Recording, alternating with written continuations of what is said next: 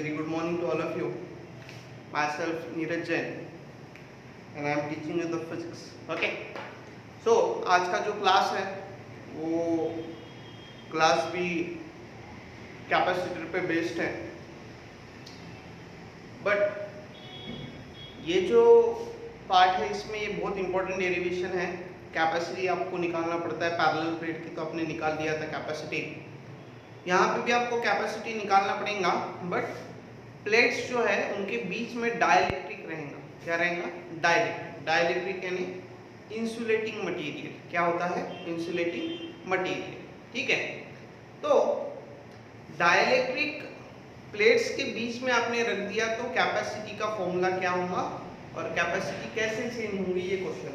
बराबर? तो उसके लिए आपको कुछ बेसिक चीजें पता होना, मैं यहाँ पे बता रहा हूँ।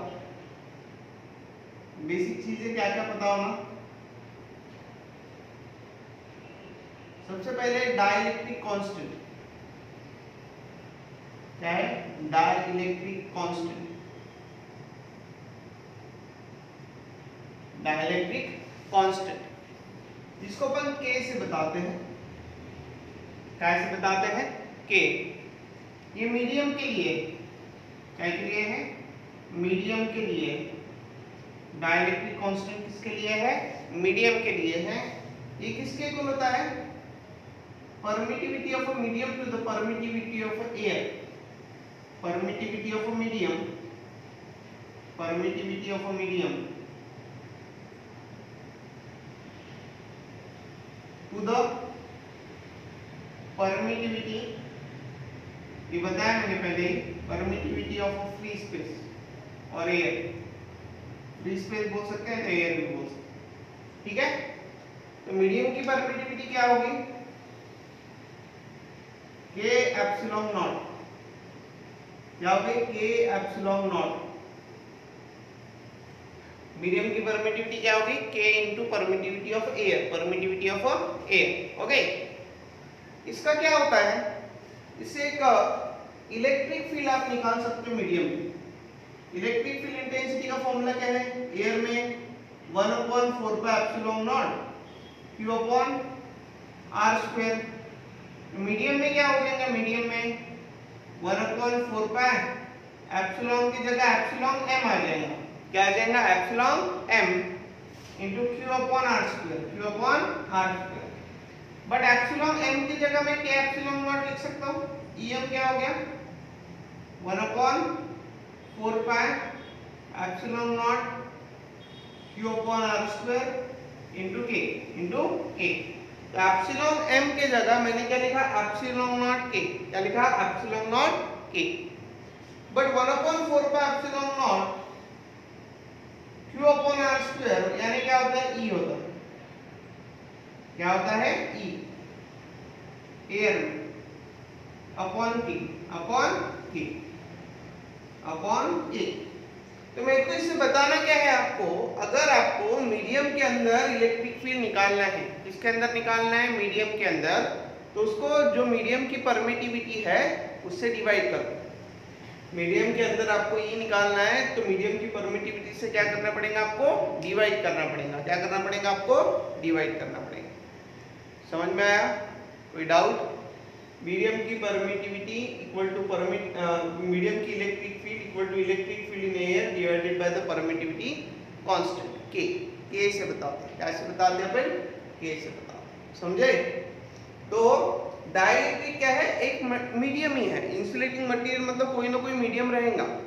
वो मीडियम के अंदर इलेक्ट्रिक फील्ड कितना रहेंगी? वो मीडियम का अगर डाइलेक्ट्रिक कांस्टेंट K है तो E को, जो भी इलेक्ट्रिक फील्ड इन एयर है, उसको K से क्या करना पड़ेगा? आपको डिवाइड करना पड़ेगा। क्या करना पड़ेगा? आपको डिवाइड करना पड़ेगा। समझे? कोई डाउट किसी को? देख ले आप एक बार। ठीक है, देख ना,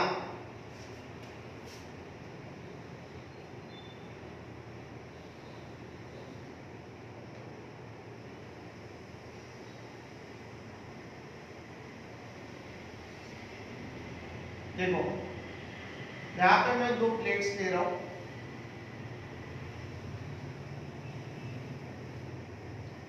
ये जो दो प्लेट्स है, ये दो प्लेट्स के बीच में का डिस्टेंस है d।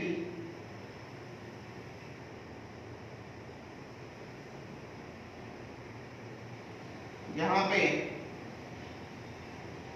एक डाइलेक्ट्रिक प्लेट है जिसका थिकनेस है t। थिकनेस कितना है? t। ठीक है, क्या क्या किया मैंने? दो पैरेलल प्लेट्स लिया, दो पैरेलल प्लेट्स के बीच में डिस्टेंस कितना है? d है। यहाँ पे मैंने एक डाइलेक्ट्रिक प्लेट लिया, ये डाइलेक्ट्रिक प्लेट का थिकनेस कितना है? t है। बहुत इंपॉर्टेंट डेरिवेशन है, अच्छे समझ के लो। यहाँ पे क्या ले रहा हूं मैं? Consider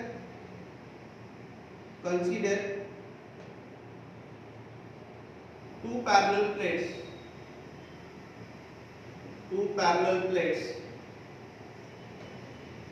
separated by a distance t बराबर कितने से डिस्टेंस से सेपरेटेड है? वो d डिस्टेंस है। कितने डिफरेंस डिस्टेंस है? d। समझे? Now consider a dielectric plate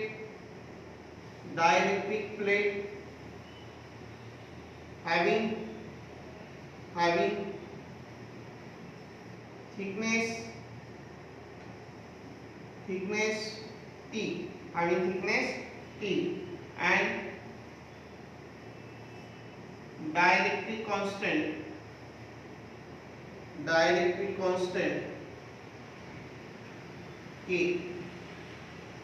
एक डाइलेक्ट्रिक प्लेट लिया जिसका डाइलेक्ट्रिक प्लेट का थिकनेस कितना है? t है, और डाइलेक्ट्रिक कांस्टेंट कितना है? k है। कितना है? k। समझे? कोई डाउट किसी को? Okay, now let E0 be the electric field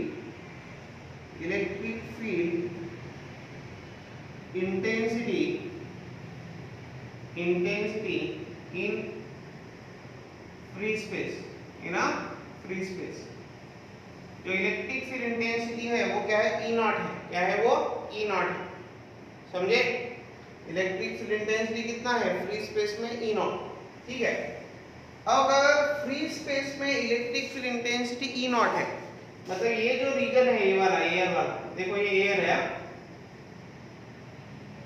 ये भी एयर है, ये डाइलेक्ट्रिक है। ठीक है, डाइलेक्ट्रिक कितना है उसका? k बराबर। यहाँ पे E0 अगर electric field intensity in air है और फ्री स्पेस है, तो डाइलेक्ट्रिक के अंदर कितना होंगी? यहाँ पे मैंने बताया डाइलेक्ट्रिक मीडियम ही है ना, तो मीडियम के अंदर इलेक्ट्रिक फील्ड कितना होंगी? जितना भी उसका डाइलेक्ट्रिक कांस्टेंट है उससे उसको क्या कर दो? डिवाइड कर दो। तो यहाँ पे E0 बाय k क्या हो जाएगा? Electric field intensity in a medium. Electric field intensity कहाँ पे? मीडियम के अंदर। किसके अंदर? मीडियम के अंदर। समझ में आया? इलेक्ट्रिक फील्ड इंटेंसिटी किसके अंदर? मीडियम के अंदर। समझा? इतना देख लो एक बार।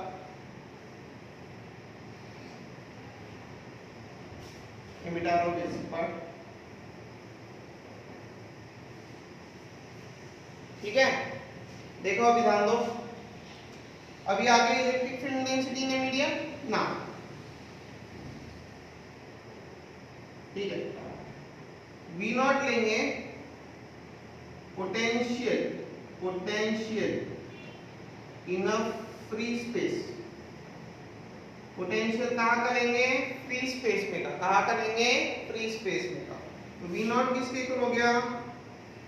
E का फॉर्मूला है ना V अपॉन R, R यानी डिस्टेंस। यहाँ पे E equal to V upon R अगर होगा, V क्या हो गया? E इंटू R हो गया।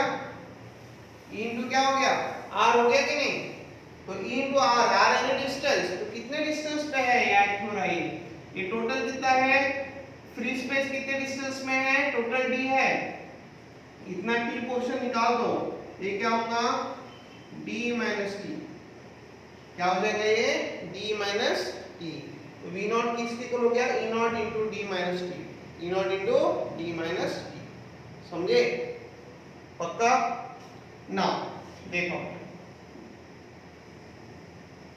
बीडी लेंगे, electric field, electric field, electric field intensity, intensity काय में, in a dielectric, in a dielectric, dielectric के अंदर इलेक्ट्रिक फील्ड इंटेंसिटी कितना हो जाएगी Vd, तो Vd कितना हो जाएगा, Vd must be equals to E naught by K।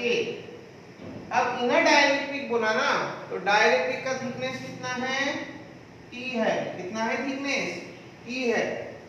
ये कहां पे है, पोटेंशियल एयर में, एयर में कितना स्पेस है, D माइनस टी है, वो कहां पे है, डाइलेक्ट्रिक में, डाइलेक्ट्रिक में कितना थिकनेस है, कितना स्पेस है, T का है, किसका है, T का है, समझे, कोई डाउट, ठीक है। तो देख therefore total potential, total potential will be V equal to क्या हो जाएगा, V naught plus Vd। Total potential किसके इक्वल हो जाएगा, सम हो जाएगा ना दोनों का, समझे, इतना देख लो एक बार।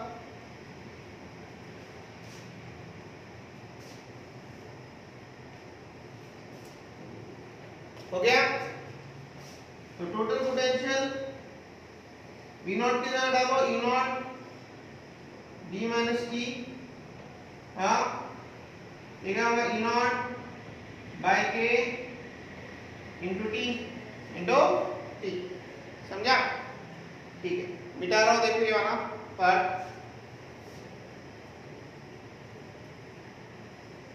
देखो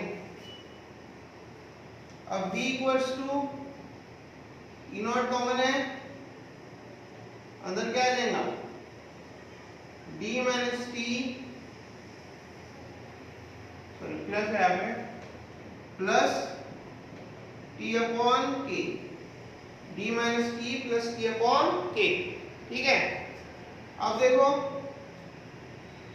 E नॉट क्या है, इलेक्ट्रिक फील्ड है, काय के वजह से, प्लेट्स के वजह से, प्लेट्स क्या है, plates is a conductor, plates क्या है, कंडक्टर है, कंडक्टर की वजह से इलेक्ट्रिक फील्ड कितना होती है, sigma upon epsilon not D minus t plus T upon K। तो देखो सिग्मा की जगह क्या, Q upon A epsilon not D minus t plus T upon K, इधर लेके आओ,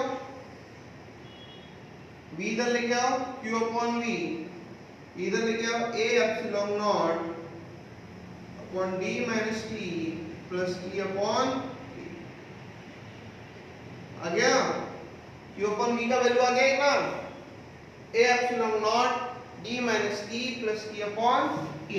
बट Q अपॉन V क्या होता है, what is the Q upon V, Q upon V क्या होता है, C होता है, क्या होता है, C, C की जगह क्या आएगा फिर, A epsilon not upon D minus t plus T upon K, T upon K, आ गया C का वैल्यू, देख लो एक बार अच्छे से। तो ये फॉर्मूला है capacity when a dielectric is placed between the plates of a capacitor और अ कंडक्टर। डाइलेक्ट्रिक जब भी आप प्लेस करोगे तो ये फॉर्मूला आएगा, डाइलेक्ट्रिक नहीं था तो कितना आया था, A epsilon not upon D आया था, जो अपन ने लास्ट लेक्चर में कवर किया, ठीक है, देख लो एक बार,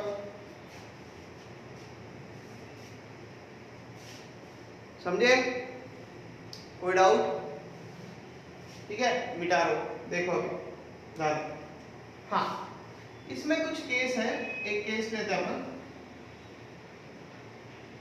if entire space is filled with dielectric, पूरा स्पेस अगर डाइलेक्ट्रिक से फिल कर दिया, पूरा स्पेस, जितना भी स्पेस है ना वो पूरा स्पेस डाइलेक्ट्रिक से फिल कर दिया, मतलब क्या होगा, जो भी थिकनेस है T वो D के इक्वल हो जाएंगे। मतलब देखो ये ऐसा है, ये D है, ये थिकनेस था, T था, अब पूरा स्पेस तो अपने डाइलेक्ट्रिक से भर गया, पूरा अगर डाइलेक्ट्रिक से भर गया तो जो भी T है वो T को कौन रिप्लेस करेगा, D रिप्लेस करेगा। कौन रिप्लेस करेगा, D। तो पुट डाउन करो, ये CD ले लो, लगे तो क्या होगा, A epsilon not upon D minus D plus D upon K, dd cancel, तो CD क्या हो गया, A epsilon not K upon D। ये हो गया capacity with a dielectric, capacity with a dielectric between the plates, A epsilon naught A upon D। समझ में आया, पक्का? नहीं समझा तो आप मेरे को मैसेज कर देना, ठीक है? चलो मिटा दूं, ठीक।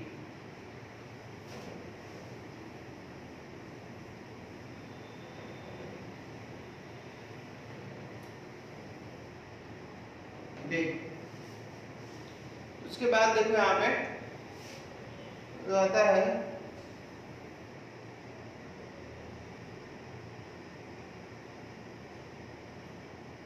Energy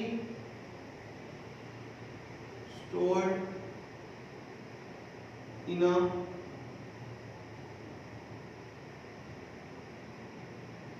capacitor, energy stored in a capacitor is the new content. ये भी एक इंपॉर्टेंट है, इसके ऊपर न्यूमेरिकल्स रहता है, कंफर्म न्यूमेरिकल्स रहेगा। कंपटीशन बोलो, बोर्ड बोलो, स्टेट बोर्ड, सीबीएसई बोर्ड, सबके लिए रहेंगे। कैपेसिटर का पूरा पार्ट जो है वो सभी के लिए है, स्टेट बोर्ड बोलो, सीबीएसई दोनों के लिए है। देखो अभी now energy stored in a capacitor, energy stored in a capacitor, energy stored in a capacitor होता क्या है, तो ध्यान दो आप। सी, आप कैपेसिटर को चार्ज करते हैं, मतलब कैपेसिटर के अंदर एनर्जी स्टोर करते हैं, तो कितना एनर्जी स्टोर करते हैं ये अगर आपको निकालना रहा तो you must have some formula, कुछ फॉर्मूला आपको आपके पास रहना चाहिए, तभी आप निकाल पाओगे कि कितना एनर्जी उसने स्टोर किया है, राइट। सो वो कैसे निकालेंगे अपन देखते हैं, ठीक है। तो देखो ध्यान, सी लेट अस सपोज ये प्लेट है, ये प्लेट को अपन ने Q अमाउंट ऑफ चार्ज दे दिया, इनिशियली उसके ऊपर Q amount of charge present है। ये जो कैपेसिटर प्लेट है इसके ऊपर कितना अमाउंट ऑफ चार्ज प्रेजेंट है पहले से ही Q, ठीक है। तो मैं यहाँ पे वही लिख रहा हूँ, late Q be the charge present at any instant t equal to 0। Q क्या है, चार्ज है at t equal to 0 second. जब आपने उसका चार्जिंग आपको शुरू करना है, आप उसको चार्ज करेंगे कैपेसिटर को, तो चार्ज करने से पहले ही उसके अंदर Q amount of charge present है। कितना अमाउंट ऑफ चार्ज प्रेजेंट है, Q, बराबर। तो देखो ना, अब मेरे को चार्ज करना है तो बैटरी कनेक्ट करनी पड़ेगी। क्या कनेक्ट करनी पड़ेगी, बैटरी, है ना। एक बैटरी अपन ने कनेक्ट की है, let V be the potential difference, V क्या है, potential difference between a plates of a capacitor, between the plates of a capacitor। जो भी कैपेसिटर के प्लेट्स है वहां पे जो पोटेंशियल डिफरेंस अपन हमेशा मेंटेन करते हैं वो लिया है मैंने V। कितना लिया है? V। समझ में आया? V क्या है? Potential difference between the plates of a capacitor. ठीक है ना। अब देखो मैं क्या कर रहा हूं, let dq be the additional charge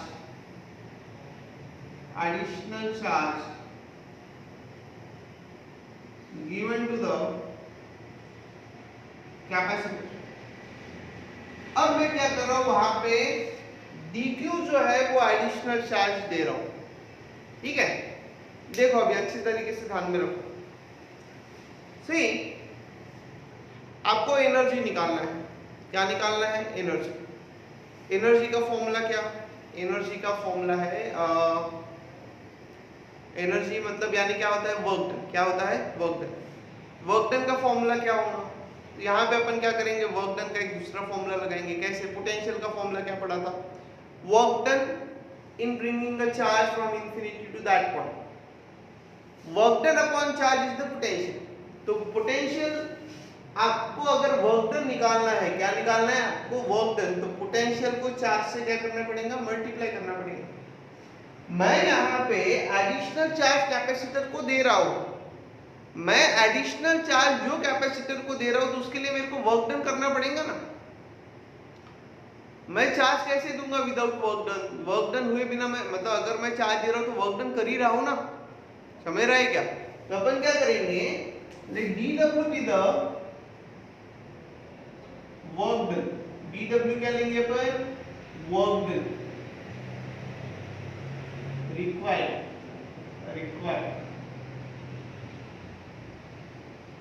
to give a charge dq। Charge dq के लिए जो वर्क डन है वो dw है। तो dw का फॉर्मूला क्या? Potential into charge. पोटेंशियल कितना है? v है। चार्ज कितना है? dq है। कितना है? dq बराबर। बट c इक्वल्स टू क्या होता है? q by v। तो v किसके इक्वल हो गया? q by c। तो dw किसके इक्वल हो गया? q by c into dq। क्या आ गया आपका? Small work done. क्या आ गया आपका? Small work done. समझ में आया? आपने कितना एडिशनल चार्ज दिया उसको? dq चार्ज दिया। तो वर्क डन कितना हुआ? v into dq। v into dq। देख लो एक बार।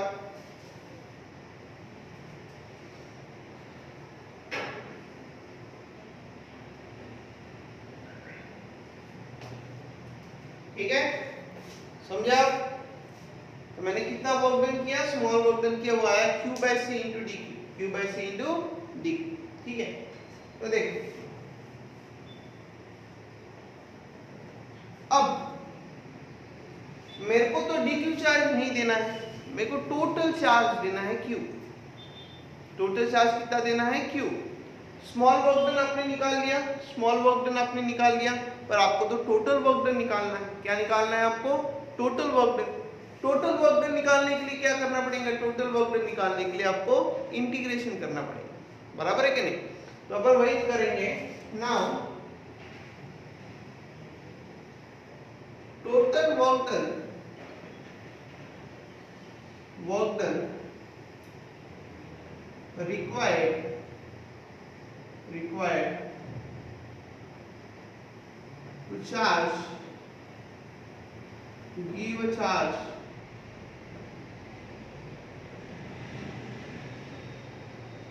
of capital Q।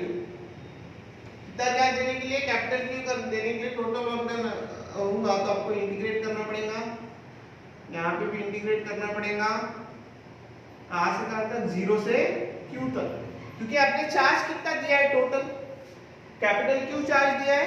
कहां से दिया है? 0। पहले तो कुछ नहीं दिया ना, और फाइनली कितना दिया है? कैपिटल Q दिया है। फाइनली कितना दिया है? कैपिटल Q दिया है।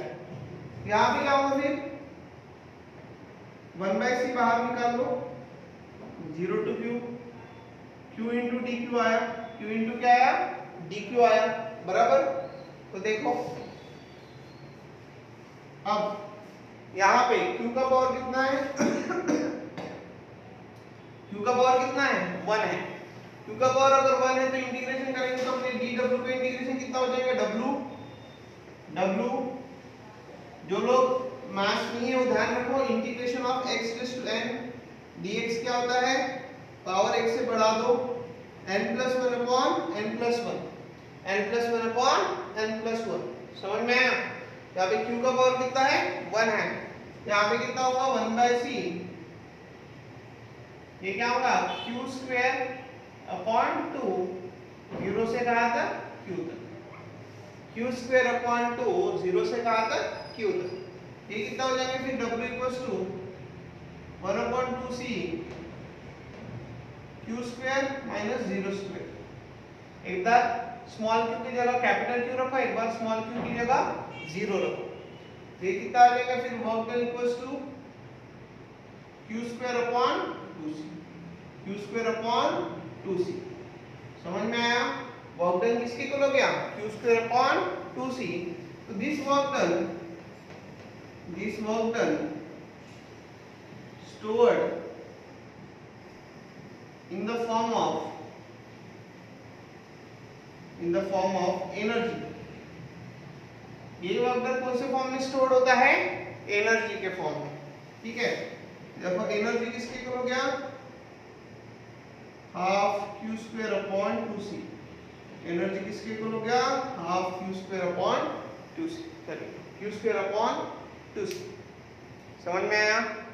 पक्का?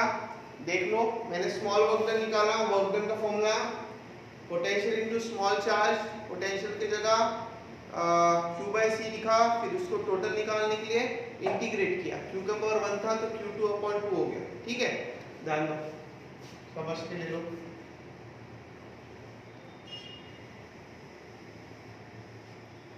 ठीक है, मिटा दो। ओके, अब देखो इसके अलग अलग फॉर्म है, कोई भी फॉर्म के ऊपर क्वेश्चन आ सकता है। ठीक है, तो डिफरेंट फॉर्म्स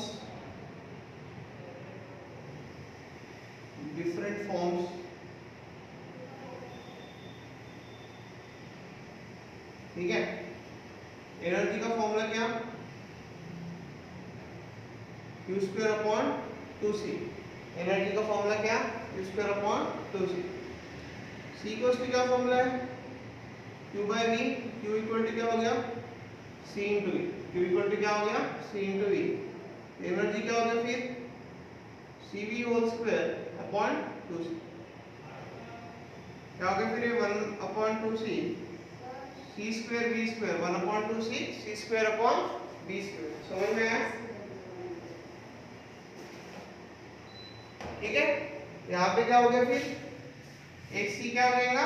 कैंसिल। एनर्जी का फॉर्मूला क्या हो गया? Half cv square. This is another formula, half cv square. समझा? कोई डाउट किसी को? What is the another formula for energy? Half cv square. ठीक है, और एक फॉर्म होता है, देखो एनर्जी को ऐसे लिख सकते हैं, हाफ cv इंटू v लिख सकते हैं ना अपन, half cv into v। But यहाँ पे देखो q इक्वल टू क्या हो गया? cv हो गया। q इक्वल टू क्या हो गया? cv हो गया। ये क्या हो जाएगा फिर? Energy half q into v, q into v। This is another formula for the energy, another formula for the energy. Total there are 3 formulas. तो उसमें से कौन से भी एक फॉर्मूले के ऊपर क्वेश्चन आ सकता है। ठीक है, देख लो, इतना कॉपी करो।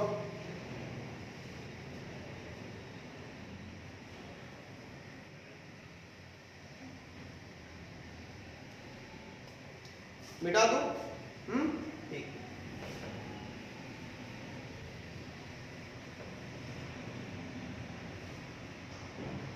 हाँ, देखो अभी ध्यान। सी नेक्स्ट जो पार्ट है आपका वो आता है कॉम्बिनेशन ऑफ अ कैपेसिटर। क्या आता है वो? Combination of a capacitor. तो जैसे कॉम्बिनेशन ऑफ रेजिस्टेंसेस है वैसे कॉम्बिनेशन ऑफ कैपेसिटर भी। तो देखो अभी ध्यान देखो, next contain is combination of capacitor. किसका कॉम्बिनेशन? कैपेसिटर का कॉम्बिनेशन।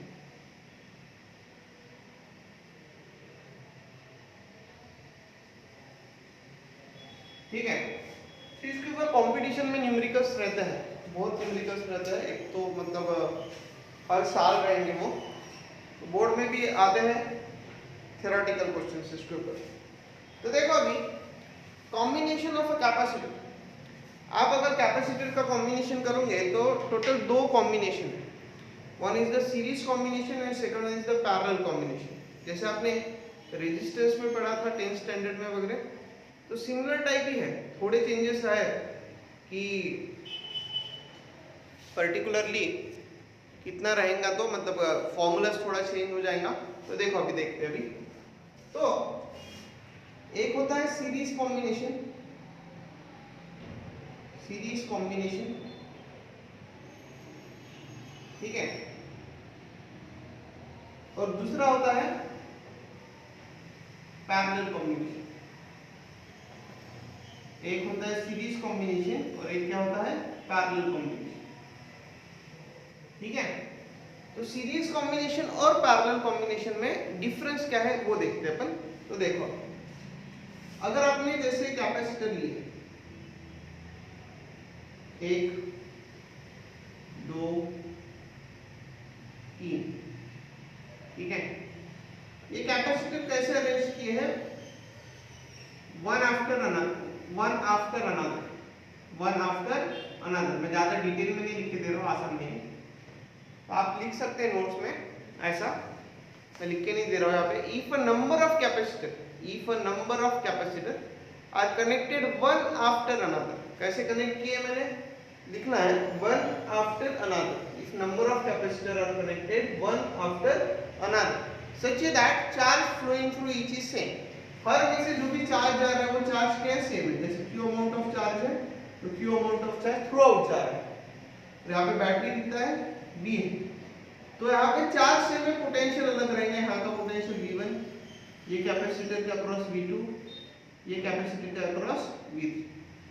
यहाँ पे पोटेंशियल अलग है पर चार्ज सेम है। समझा ना? आपको लिखना क्या है? If number of capacitor are connected one after another, कैसे कनेक्ट किया है? One after another such that charge through each is same, हर एक में से चार्ज क्या है? सेम। यहाँ पे क्या होगा? तो टोटल पोटेंशियल किसके करूंगा? V1 plus V2 plus V3। फिर V की जगह क्या होता है? Q by C, ये क्या हो जाएगा? Q by C1, ये क्या होगा? Q by C2, ये क्या होगा? Q by C3। Q क्या हो जाएगा? कैंसिल। तो 1/CS किसके इक्वल हो गया? 1/C1 plus 1/C2 plus 1/C3। समझ में आया? 1/CS must be equal to 1/C1 plus 1/C2 plus 1/C3। समझे कैसे कनेक्ट किए हैं? If number of capacitor connected one after another such that charge flowing through each is same, हर एक में से चार्ज कैसा जाएगा? सेम जाएगा।